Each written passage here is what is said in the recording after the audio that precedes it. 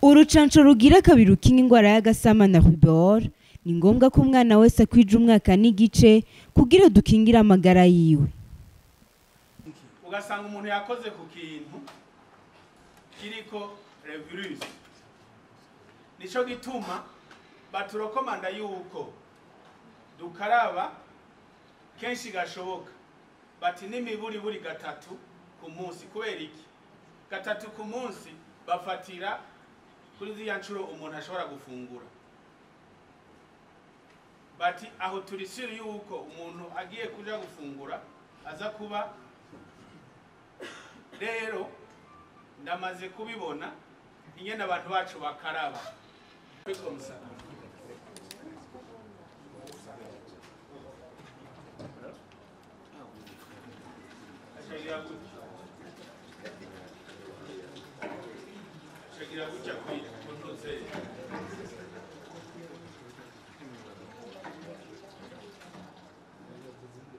Umuntu yamubonye yavuze yuko yakaravye. None yakaravye yagize gute? Yarisutse kwa amazi. Alors kugira ngo umuntu avuge ko yakaravye neza, qu'est-ce qui va se passer? Abwiza kwirasira yuko intoki zose ziri libre. Najewe mbanza gukurako cette alliance avec mon épouse et je dépose quelque part.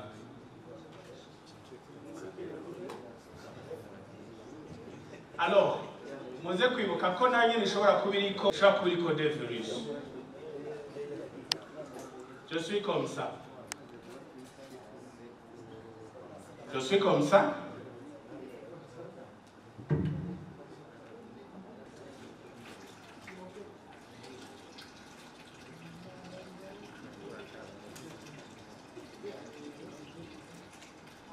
Appelez-vous.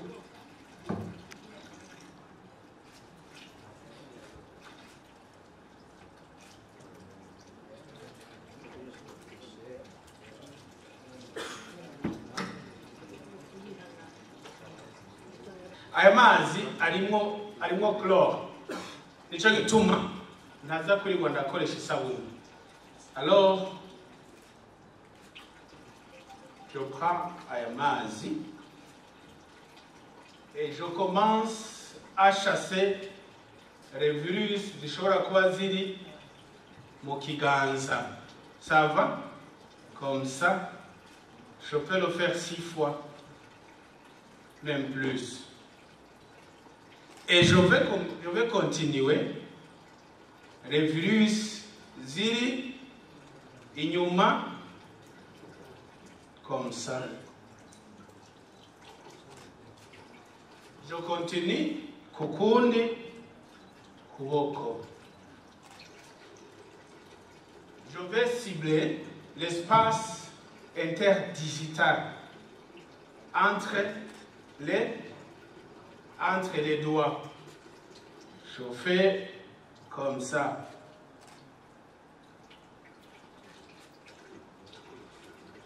Je vais cibler aussi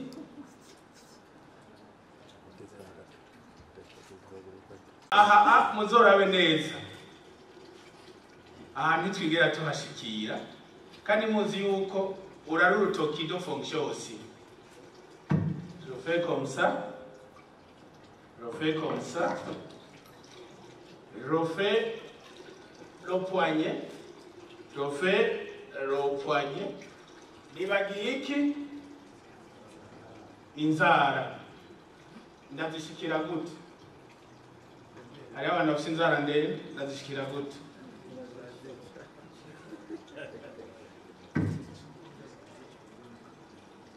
Inzara ugwara ruca mu rundi. C'est possible, faites l'exercice. Murumva yuko ugwara rwaciye mu rundi. Alors, dushobora kuba dufise isabuni. Ah, j'ai fait comme ça. Je ne ferme pas. Pourquoi est-ce que je ne ferme pas? Quoi est-ce que nous regarde? Je vais prendre un umucafu. Alors par principe habwirizwa kuba système yo kugira gute chauffeur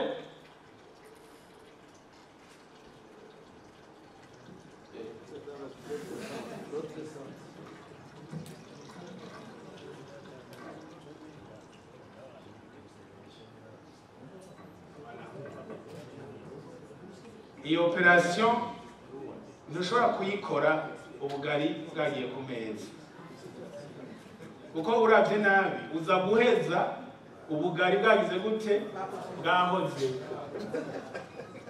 ku mwanya wo gucumba rero urabwira umuntu cicira ubugari cira amazi ku ntuzeya ngiye gukara iyindi façon dufise isabuni ona yuko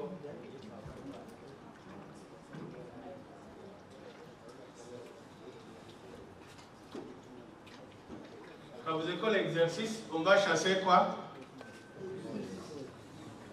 Hagati.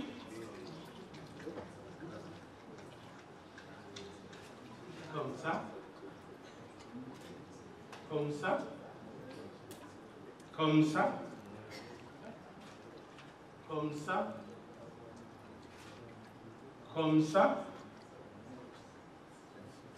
Comme ça. Comme ça. Hari igihe usanga umuntu afise ikiganza nk'iki ciwanje kinini. Il doit se rappeler aussi les plis zo mu kiganza.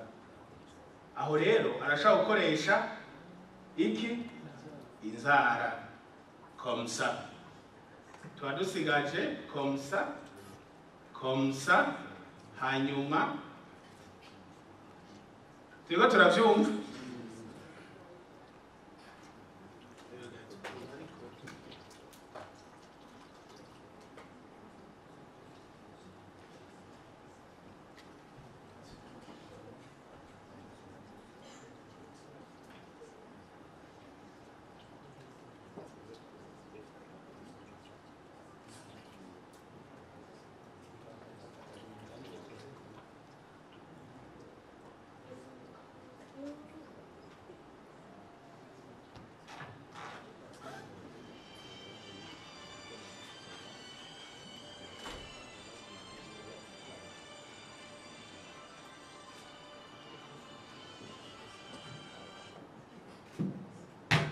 Urucanco rugira kabiri rukinga ingwara y'agasama na rubor ni ngombwa ko umwana wese akwije umwaka n'igice kugira dukingire amagara yiwe.